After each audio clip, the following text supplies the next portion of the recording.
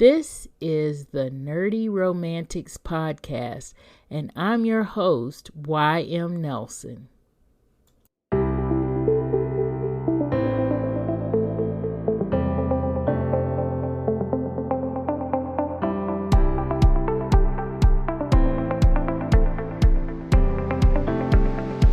Episode 10 discusses the book, The One.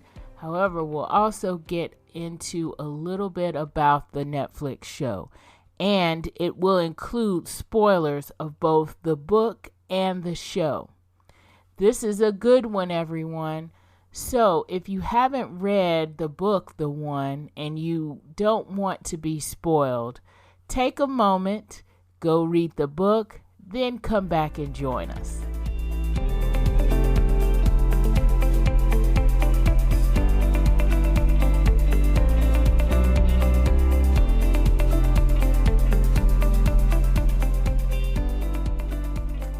Okay, so today's episode, we are talking the book, the novel, The One by John Marcie. And we have on the line Staci, Marcie, Dana, and Pam, our new nerdy romantic who we've recruited. Also, full disclosure, she's a longtime friend. And what we usually do here is talk about what we're reading that we want to share right now, or just what we like to read. If you're not reading anything right now, what genres you like to read in. So let's start with Pam, since she's new. Pam. Yes, ma'am. What are you reading right now that you want to share? Or what do you like reading in general? Well, right now I'm reading a lot of things that are more of self-help type books that are helping me more with taking time for self, looking at my emotions and the things that are important. And so I think pretty much that's where I'm going. That's my genre for right now, just in terms of doing self-help. All right. How about you, Dana? Sure. So, as you already all know, I'm into the Douglas Child and Preston and Douglas Child group of books, the Pendergast series. Now, I finished all 23 of them, I think now, but they have other books that they've written together where it's not Pendergast isn't the main character. So now I'm reading one called Thunderhead, and it's basically, it seems like the introduction and background to the Nora Kelly character for anybody who may be reading those books. And it actually came out, I think, in the 90s. So it's actually one of the older books. I listened to it and it's 17 hours long and I'm loving it. Awesome. Marcie? Well, my general genre tends to be mostly African-American fiction. I do tend to, because I have Kindle Unlimited, a lot of it is urban fiction. But right now, actually, I am reading Iris Bowling from her Nate Rain series. She is a local writer from Virginia, and I've been following her since her Heart series debut. And so Nate Rain's is more of her mystery suspense, not as much on the romance side, and it's part of a trilogy. So that's what I'm reading right now. Awesome. And Staci, what are you reading right now? Well, currently I'm reading another John Marcie book called What Lies Between Us. This is actually the third book I've read of his. It started with The One. Wow. Mm-hmm. Interesting.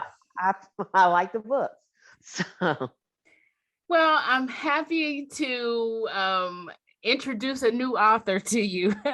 This is a new author to me as well, but as we know from a previous episode, we kind of found this through the Netflix series, The One, which it has completed its first season. It is said that it will get a second season, I believe.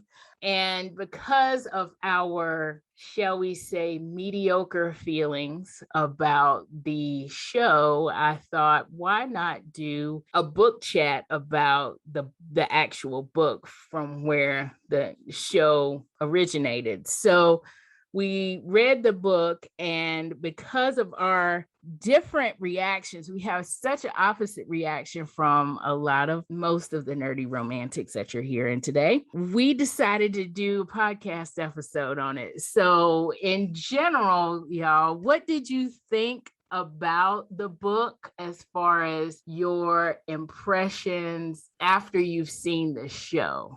So this is Marcie, and I will have to say that I remember reading maybe the first 3 pages and sending a message saying, this is nothing like the show. I really felt like this was not even the same thing. It was so different. In fact, that almost by the time I got a third of the way through, I wasn't even considering the series as being the same thing.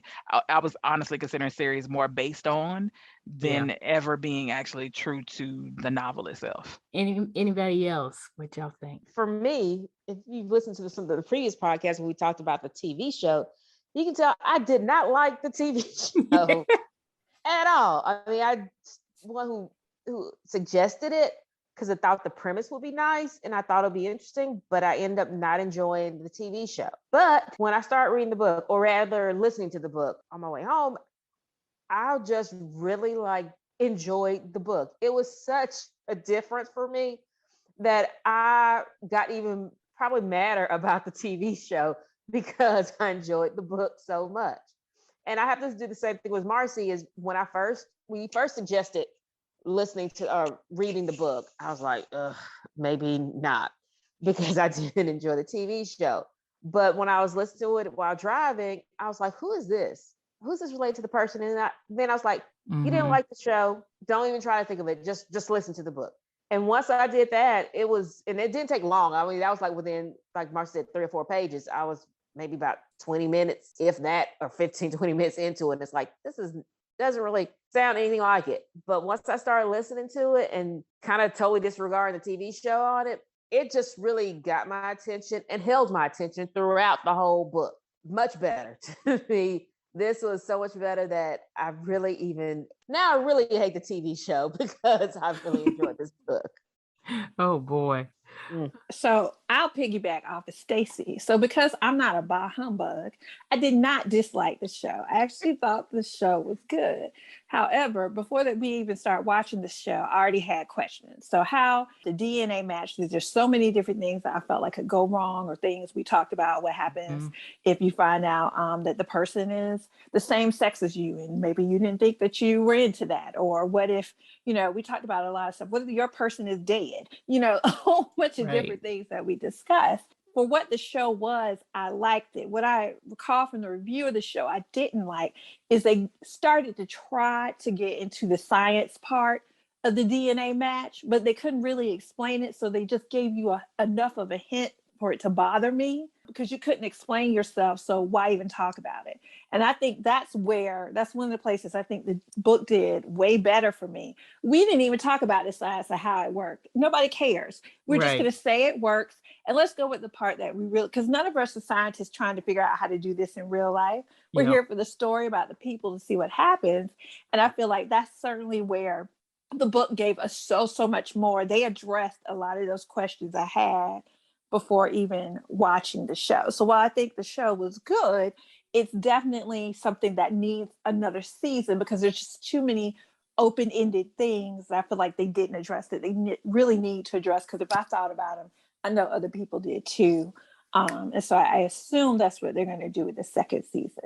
But yes, the book was definitely better than the show. Pam, did you watch the show? No, I did not. And I was going to mention that because just listening to your comments and then going along with what I read in the book and how detailed the characters were and all the moving and twists and turns, my fear is that when I watch the TV show, it might let me down, but I'm going to try to stay open, and we'll get a chance to watch it, and I will give you all my feedback once I do. Okay. So actually having not watched the show, what did you think about the book? Oh, wow. I thought the book was pretty awesome. Of course, it was gruesome in parts for me, which I don't do gruesome a whole lot. I saw some, some small love stories within it as well. I also saw some craziness in it, but I always try to come up with a theme that just kind of sticks out with me. And the thing that came up for me was curiosity killed the cat. Yeah. And what I mean by that is, so basically that sometimes when we're curious about things, sometimes it can lead to danger or misfortune. I'll piggyback on that while we're waiting for her to come back and say that I, like Dana, enjoyed the show, but I do think that there was, to Pam's point, a lot more depth and character development in the book. And I also did feel that I actually enjoyed the gruesome element a little bit more because I felt like it kind of broke up the main storyline a little bit without taking away from it. And I see that Pam's back, so I'm gonna give the stage back to her. Okay. Pam? Okay, the only other thing I was going to say, and actually, Marcie, you were going into that. I think many times throughout the chapters in the book, when things would happen, my mouth just went wide open, like, are you serious? And I think it was just so surprising for me that it definitely kept my attention. So it kept my curiosity, but I also see that curiosity can definitely cause issues and problems for people, and that's what happened. So let's get into a little bit, now that we've given our overall impression, let's get into the stories and the characters. What did we think in general of all the different stories that they had going? I think Dana mentioned a little bit about we've got a little bit more depth and that they need a little, what do we think of all the different stories in the book and the depth that they give? Well, I have to say my absolute favorite story, and the one I could have just paid attention to the whole time, was going to be the Mandy and Richard situation. Oh, Not yeah. only, and so now I listened to this, by the way, and I think there were like, Staci, I don't know if you listened to this, but I think there were like 4 women characters, actually different women who actually voiced these characters. And I thought it was the same woman the whole time.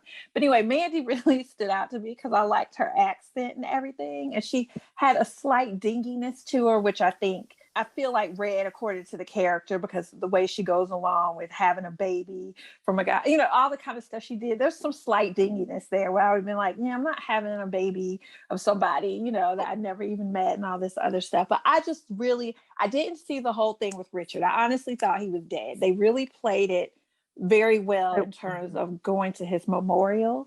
Friends and family were there to say goodbye. I did not realize that he was just in a coma somewhere. So I think that just gave their story just even more like, wow, the twists and turns in Mandy and Richard's story. I was here for it. And I enjoyed Mandy and Richard's story as well.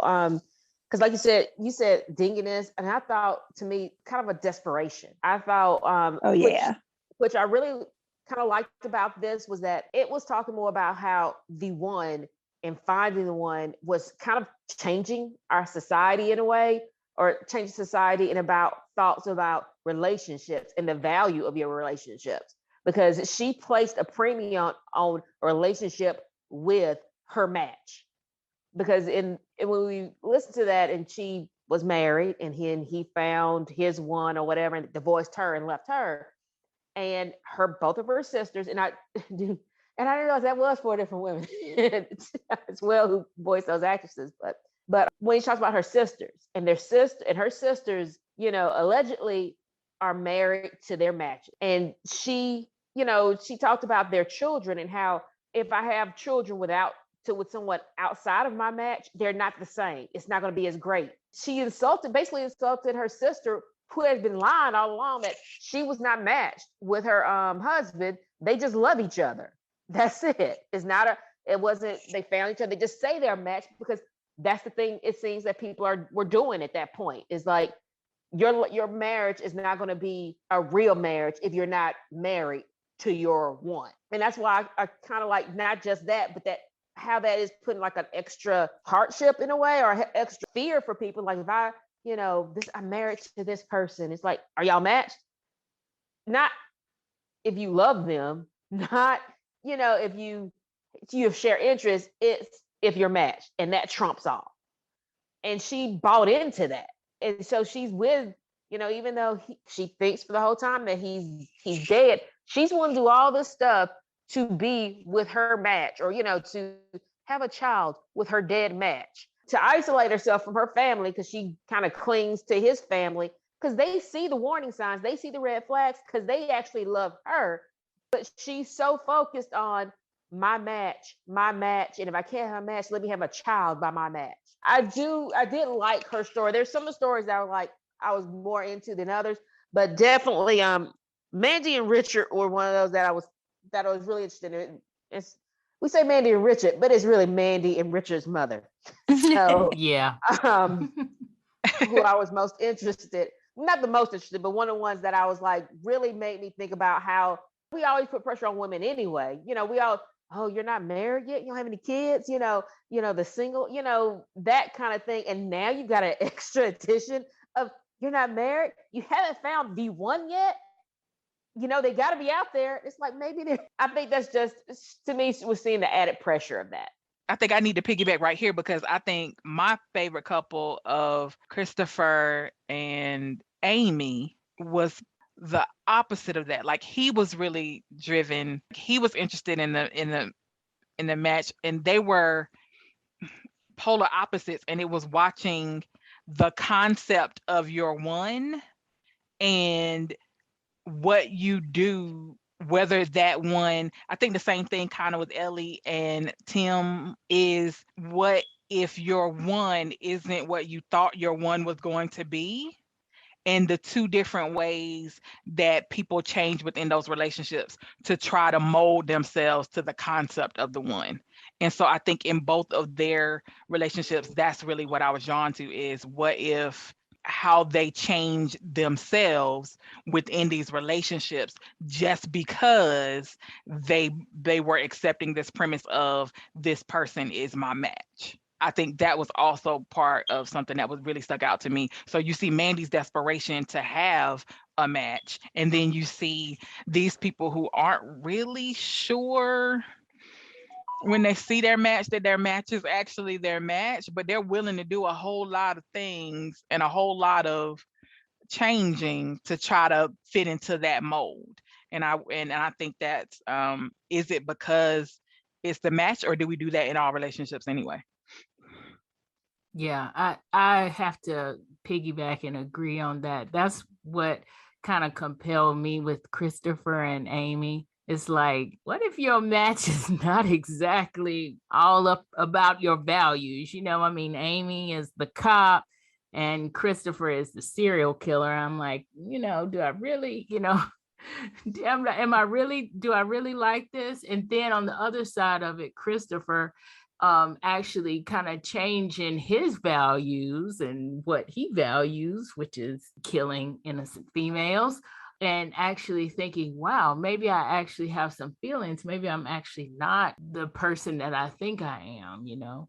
And so he changes. What also compelled me was the Jade and Kevin non-match match. Jade was trying to be there for Kevin, but we find out she's really actually not matched with Kevin.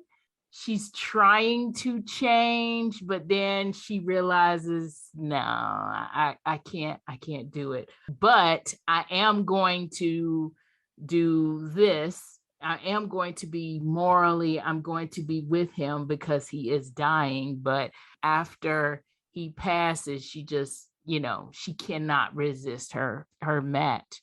Pam, what about you? What did you think of the different stories, and which set of characters or which story kind of spoke to you the most?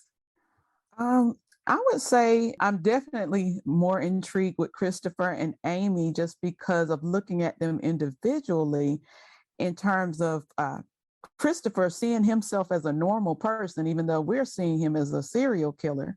But he saw himself as quite normal in terms of his relationships, in terms of even as a young person, when even people were calling him a psycho then, he still saw himself as a sane person, even though he was choosing to do all of these things, which most of us would say was insane, and then grouping himself with a cop of all people.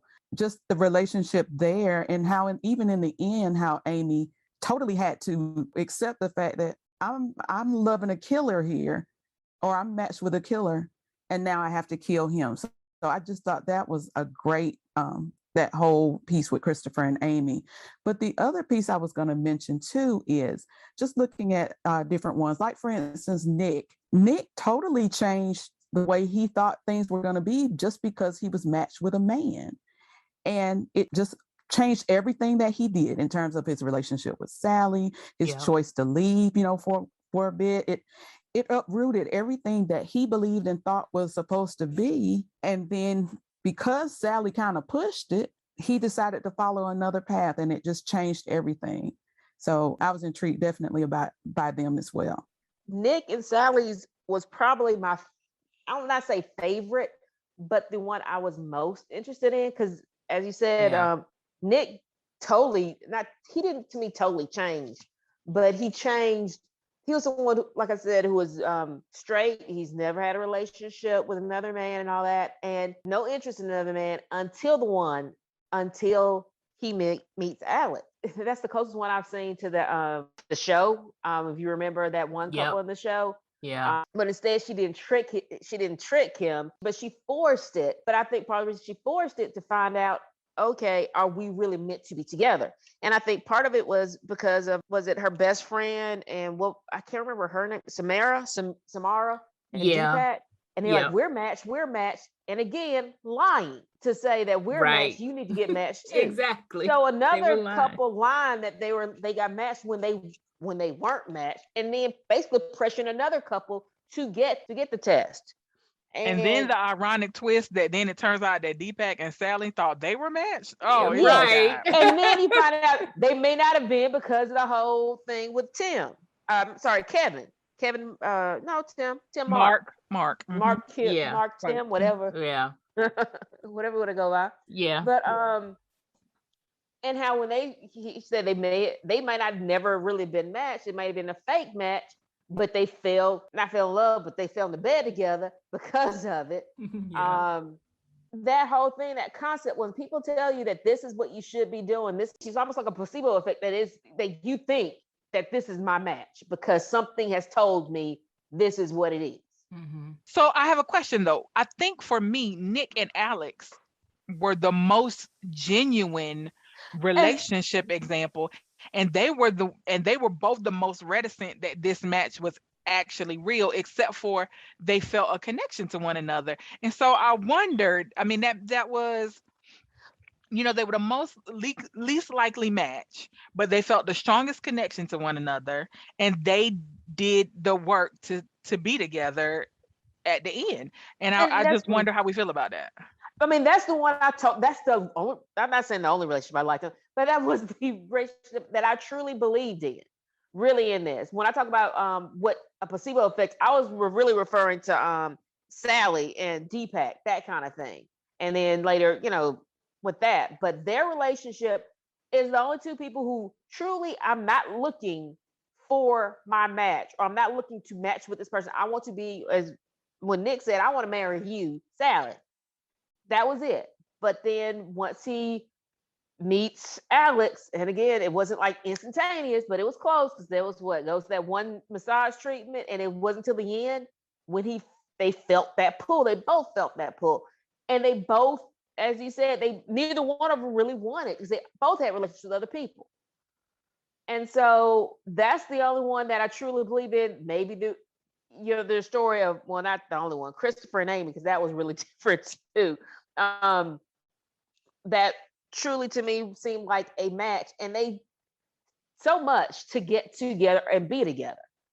I mean, and able and were willing to give each other up for other people. Because I mean, when was it Nick? When Sally said she was pregnant, Nick was going to give up Alex because he did not want to he wanted to be in the life of his child. Now, once, spoilers, ended up being not his child. He's, he did eventually, and Sally, I'm not going to say fortuitously, but she dies, and he can go and see and actually be with Alex. But they were, to me, the most, I'm not saying purest or decent in a way relationships out of the ones that were in this book or the story. Yeah. I would say, I'm sorry, I would No, just go say ahead. each of these couples for me, I mean, at the end, it leaves such a stain or such of, moments of destruction and change that really causes me to go back to even with Ellie in terms of even finding this or discovering this gene in terms of the whole thing with the with trying to find your match. It really makes me feel like, Ellie, wondering if Ellie really, really, really thought that any of this would work, that, maybe she was hoping that it would truly happen. But even seeing when that lady came and attacked her, that some people just didn't agree with this, but she was still trying to push this along and thinking that it was going to really happen. And it also just tells us, just in life, a lot of us, that's what we're trying to do. It's almost like we're trying to squeeze or make something out of nothing that is real. And it makes you go back to figure out what's really important.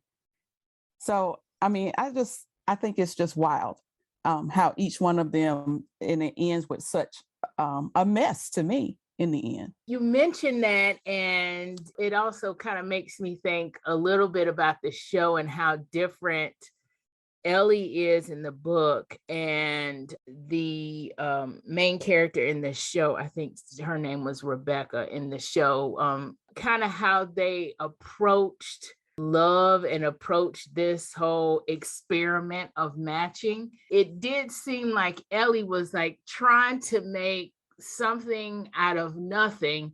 She was trying very hard, but she also, to me, in a sense, kind of didn't believe it for herself. In a sense, she didn't think, okay, I'm going to be matched.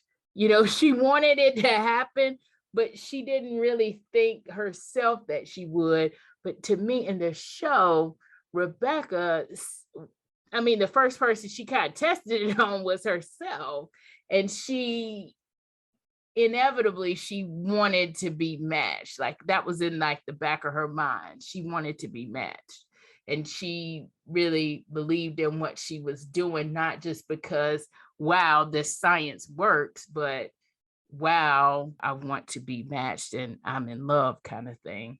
But I do want to move on and ask, because it's funny that we all talk about, except for like Nick and Sally, we all kind of talked about the relationships that we did not necessarily see in the show. And we thought that those were the most interesting. So if there's one thing that you can take from this book that you would want to see in season 2, what would that be?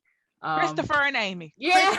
Christopher and Amy. Yes. Christopher definitely. and Amy. Also Mandy and Richard. But Christopher and Amy, I feel like, unless you're going to tell me that the girl that the police officer matched with is actually a murderer, then I feel like we're missing that kind of edge to the story. And I think Mandy and Richard's story also has a bit of edge with his background and his mother and all of that. I think they chose to make it very cookie cutter and not have anything.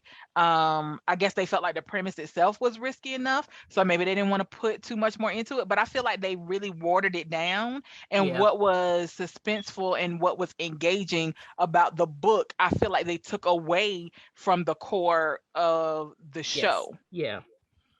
Dana, go ahead. Now, I was just going to say, so for me, what I would actually kind of like to see is something I think that was touched on with Ellie and Tim/Mark, is what happens when the data gets corrupted. Because that's kind of the world we're living in right now. We hear data breaches and junk like that all the time. So now I'm interested in people who paired up, left their husband, wife, swore they loved the other person, and come to find out that was never your one in the first place. Now what? Because I think kind of in like the desperation that Staci was talking about earlier, if you remember, like, I think it was with Jade, as a matter of fact, with Jade, she said she really wasn't feeling the brother at first. Like she never had that feeling, even though he was supposed to be the one, but she was just trying to, I guess, kind of push it and make it. And I'm thinking about people who, you've been told this is your one, this is your forever. And so people are like, well, I don't feel anything, but they don't want to say anything because what if the other person is really feeling it? They're not. Or, I want to see what happens because ultimately I think that's what would happen in real life. Somewhere something would go wrong, things would be messed up. And so I think in season 2, I'm ready. I love the idea of what you guys just talked about. And I don't know how they're going to do it because you're right that now that she's gotten the sister character or the brother character, excuse me, unless he turns out to be a criminal. I don't know how they're going to do that. But right. I definitely would like to see what happens when the data is wrong, because that happens. Yeah. And they kind of barely touched on the whole, they barely touched on it. Pam, what do you, you didn't see, I'm sorry, you didn't see the show, so you don't know, but what do you want to see when season 2 comes around? Look, I'm excited. When Marcie was talking about Christopher and Amy, I was like, oh, wow, they're going to develop her even more. So I was excited about that. But I wonder if there's going to be something that comes back, and you all can help me about Mandy and Richard. Do you think something might kind of happen there? That might be something interesting to see. Yeah, they're totally not in season 1 at all. So they're probably the best opportunity. They didn't amalgamate their character into somebody else or anything like that. Nope. Like to Dana's point, because Amy, the cop figure, is almost woven into the Jade. She's almost turned into Jade in some ways. And with a splash of Nick, it's kind of hard to but Mandy and Richard weren't touched at all, so they're fertile ground for a new storyline. I just hope they add in some of, to Dana's point, the what ifs and the other realities of the matching. I think they introduced a whole lot, but I don't know that they tied it together as well as the book does. And so I feel like there's all this craziness that's sitting out there.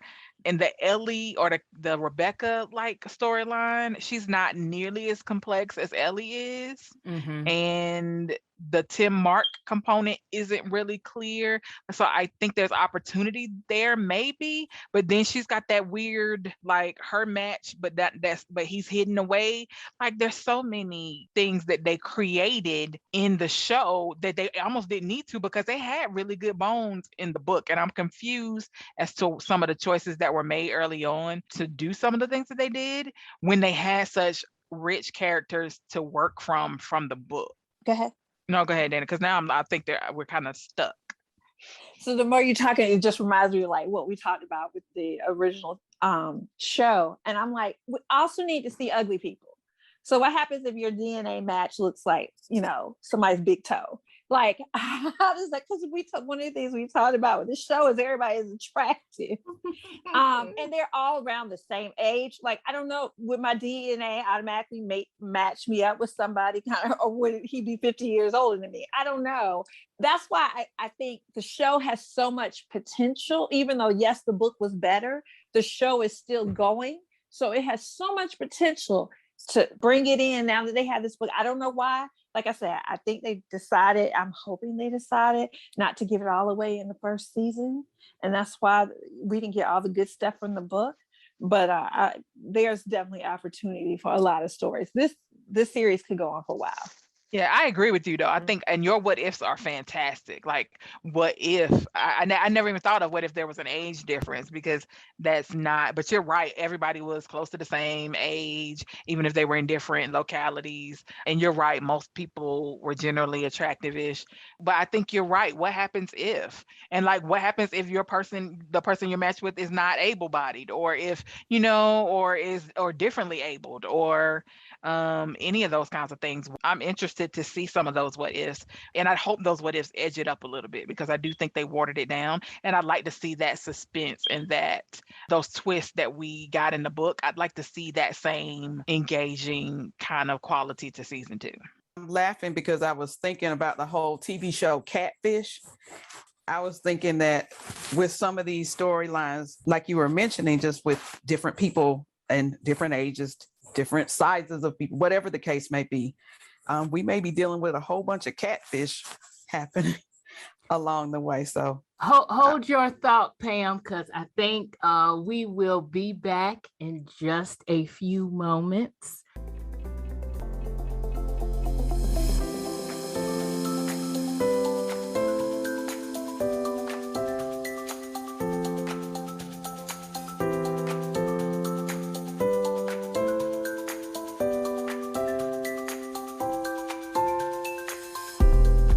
Okay, so we are back, and Pam, you were mentioning catfishing.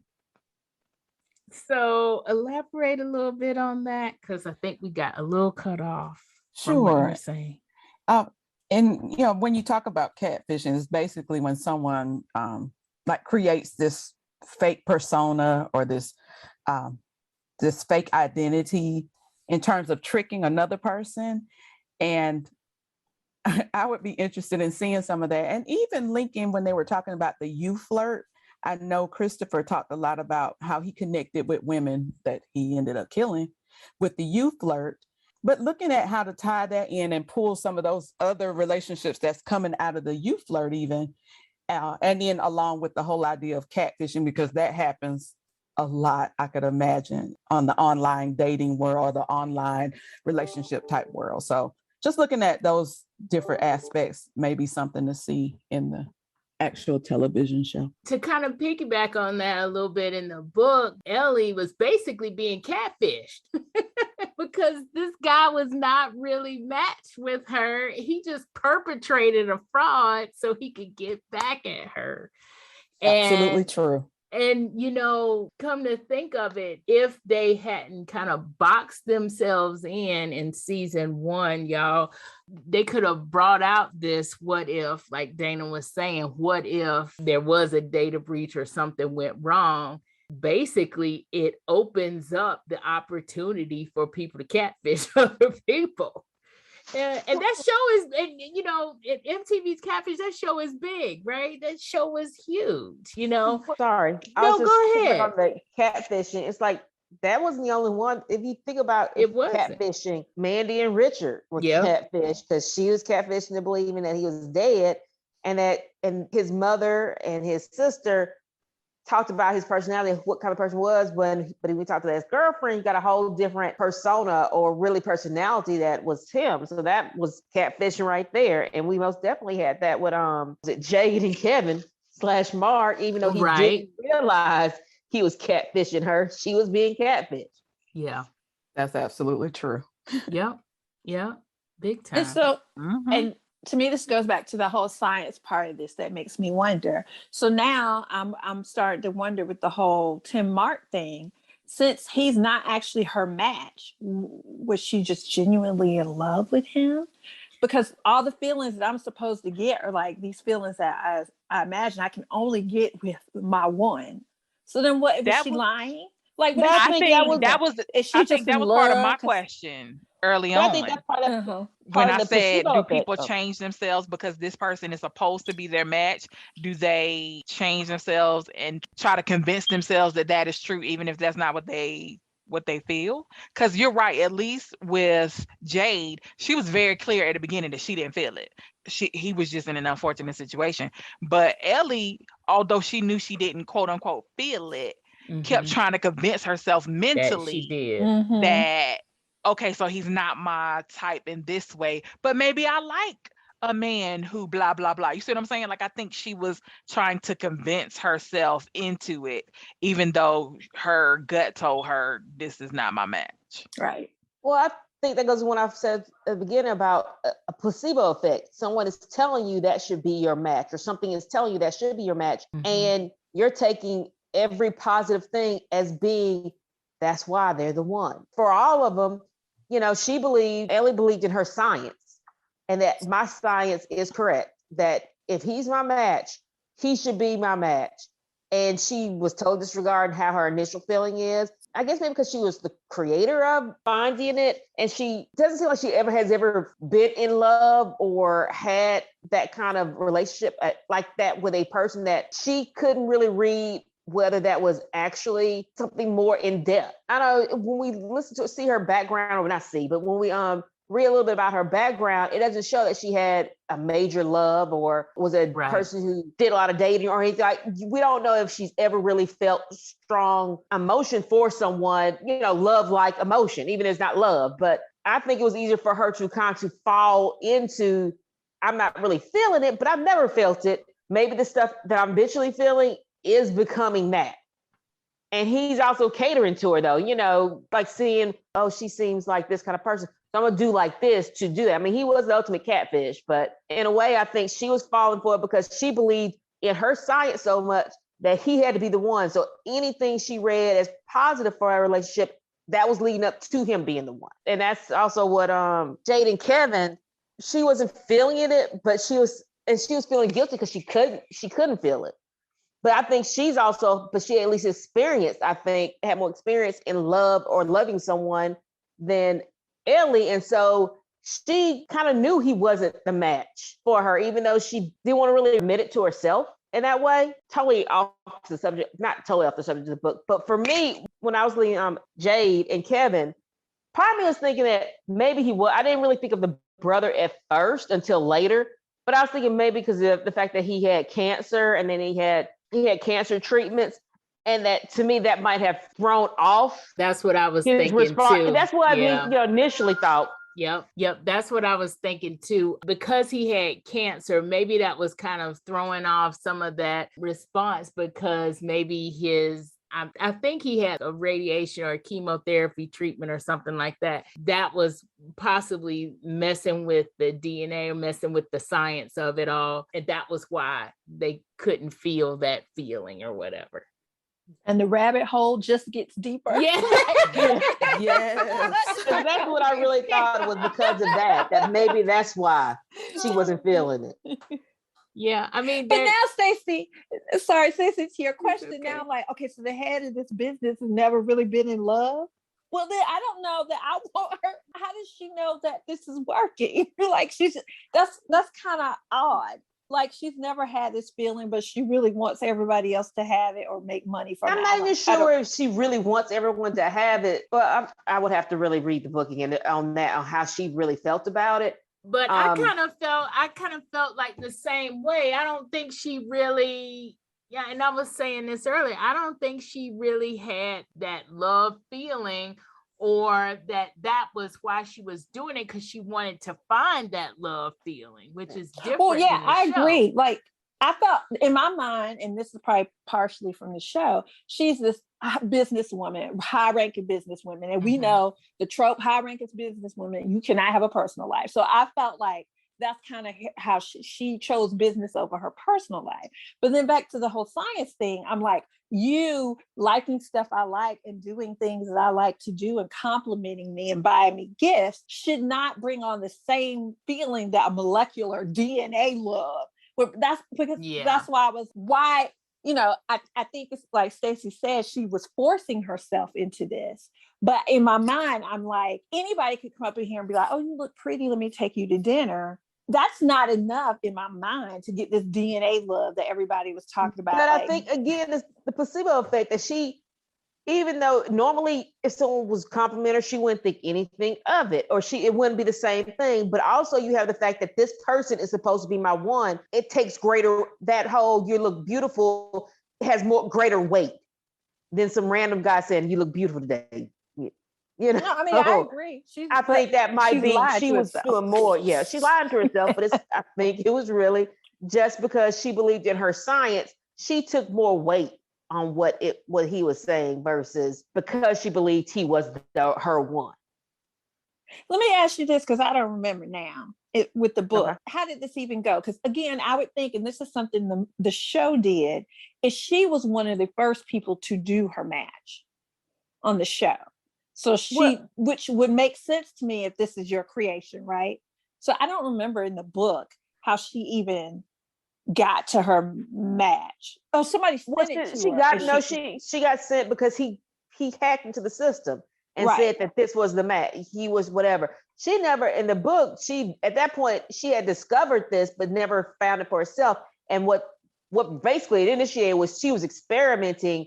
And they kind of bring this in the book, getting people's DNA without their consent. Right. And that's what she did in the book and in the movie. But in the book, it showed that by getting people without their consent, she got the DNA of his dad. Because I think his dad worked there too. And his dad found and got his match and left the mom.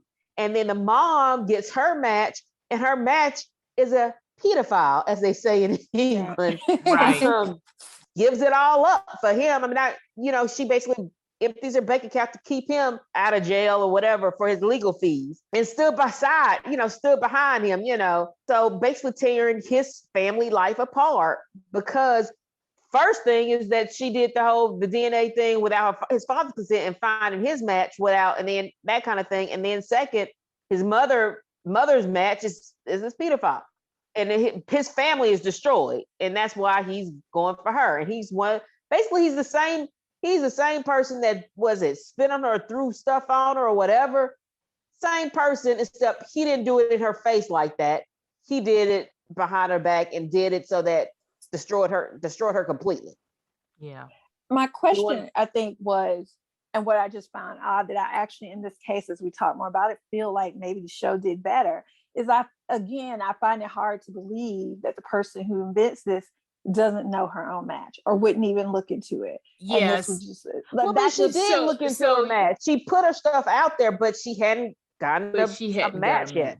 Right. And he was so inside her system, anything she might have had one.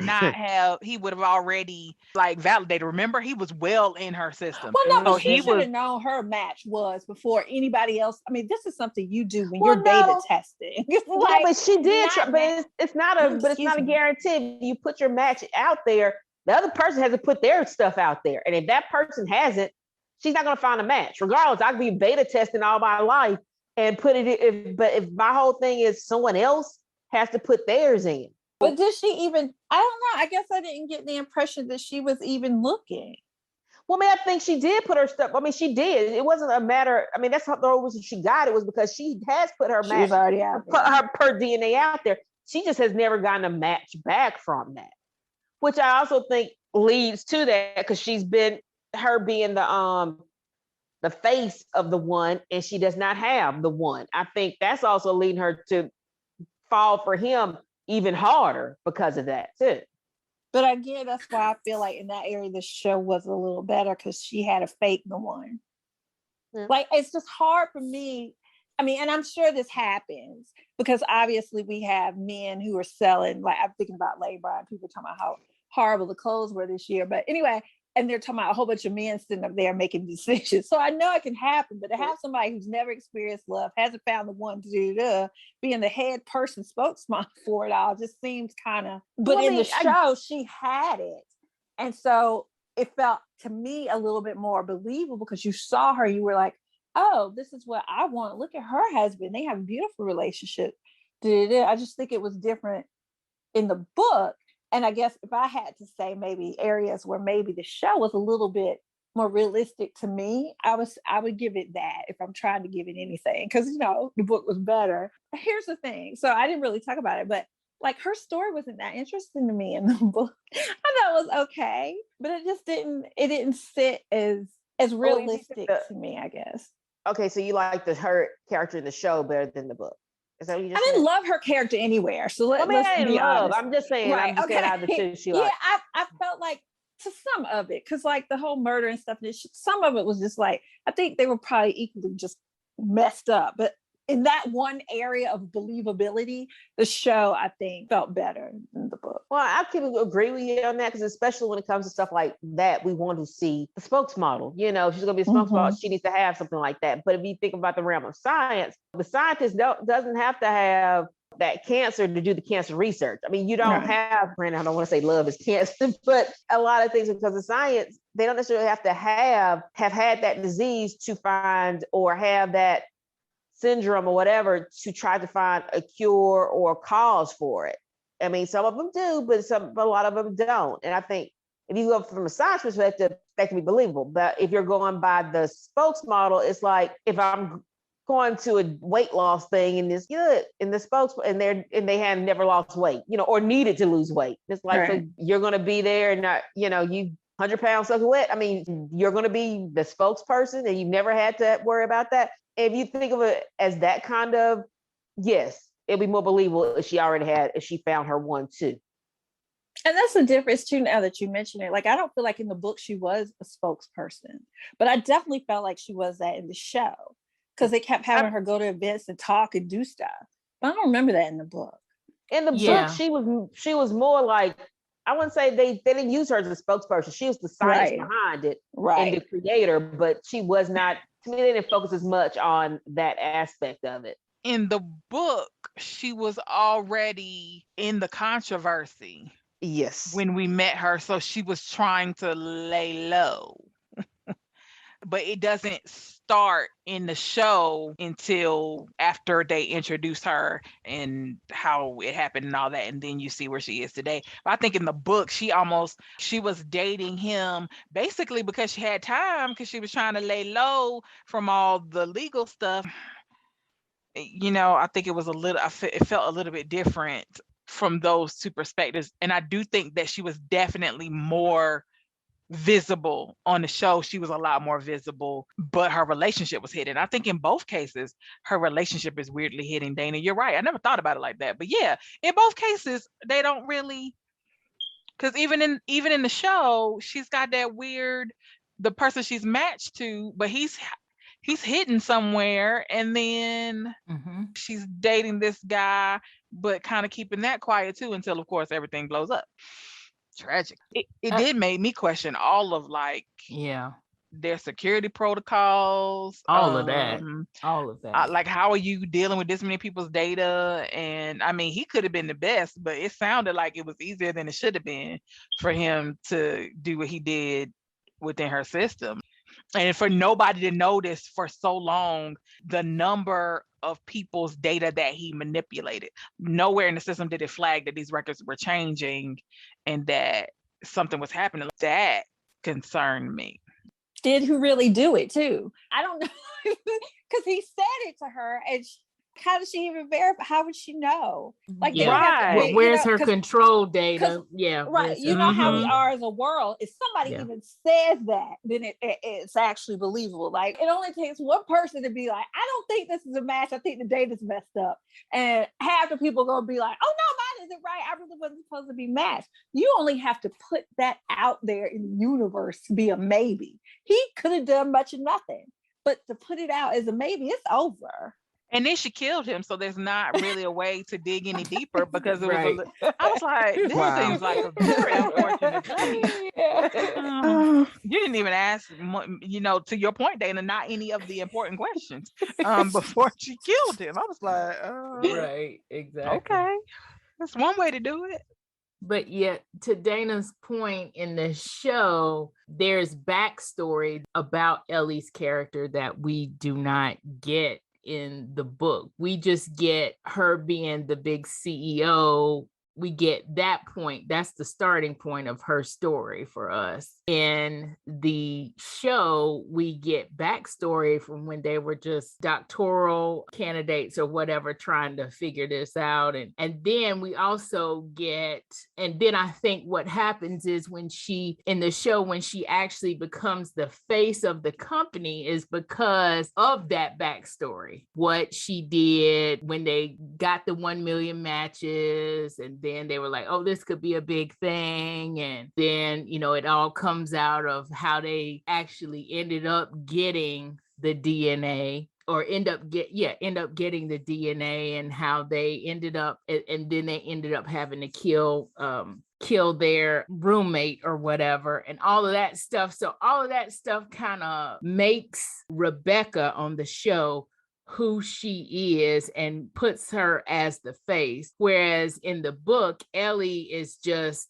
a scientist who, of course, somebody who founds the company also ends up being, on the board or something. So she's also the CEO, but she's also laying low, and we don't exactly know all of the backstory behind why she doesn't have a match, or why didn't she test this on herself, or all of that stuff. We don't have that backstory. It makes her seem a little bit naive, because I'm thinking, you're a scientist, you have been doing this for so long that you've made this multi-billion-dollar company, and then now you're falling for a guy who you're not actually sure you're matched with. It's weird. I do want to ask one last question, which is what I always ask when we do book chats, is if we were rating this book on Goodreads and on the Goodreads scale from 1 to 5, quickly tell me what y'all would rate it. A 1-star rating is I didn't like it. A 2-star rating is it was okay. A 3-star rating, I liked it. A 4-star rating, I really liked it. And a 5-star rating, it's awesome sauce, or it's amazing. Since Pam is the newbie, I'm going to pick on her one more time. Pam, what would you rate this book if you were rating it on Goodreads, a star rating from 1 to 5? I would rate it a 4. Why would I rate it a 4? I just love all the twists and turns. I know I'm sitting here like, what? I think it's an exciting read in terms of it continues to move. So I think it's a good book, and people should definitely check it out. All right, cool. We got 1 4. Staci, what about you? Can I do a 4.5? No. Yes, you can. I would say a 4.5. I'm rating it based on when I drive, and it's like an 8-hour drive. Well, if I get to the place and I'm not trying to wait till I drive back home to listen, but I actually listen to it, get out the car and continue to listen to it, that makes it a good book for me. I've had a little bit better, so that's why I don't want to do a 5, but 4.5 is where this was. Very good read, kept my attention the whole car ride there, except for when I got to Atlanta where I had to concentrate. So I was on the road. But other than that, it was a great book. I really enjoyed it. Marcie, what about you, star rating? I would have to give it a 4.75. It was highly engaging. I liked the characters. I liked the story. I want to give room for potential improvement, but all in all, it was very close to Awesome Sauce. I definitely loved it. I actually read it and wanted to read it, and again was able to immediately determine that it was not the show, and to be able to appreciate them separately. So yeah, 4.75 for me. I enjoyed it, and I would read something else from him. Dana. Yes, so I am with Staci on this one. I'm giving it a 4.5. I enjoyed the show, but this book showed me like how much better it could have potentially been. The book was outstanding. I'm glad you guys forced me to start reading it, and I would definitely recommend. I honestly think this is probably one of the best books I've read this year. Oh, awesome. So thank you all for being here. My rating, of course, is going to be a 4.5 as well. But thank you, everyone, for being here. I'm so glad you got to read this book and that you enjoyed it so much. And thanks for hanging out with me and talking with me about it. Bye. Thank you for having us. Oh, this was awesome. Thank you. So that's it for this episode. Please subscribe to Nerdy Romantics podcast wherever you get your podcast to be notified anytime a new episode drops. And if you like what you're hearing, please rate and review. The links are in my show notes at ymnelson.com, along with a lot of other links for books and other items that we talked about on our show. And if you really like what you're hearing, click the Buy Me a Coffee button while you're there to support us. Thank you for listening.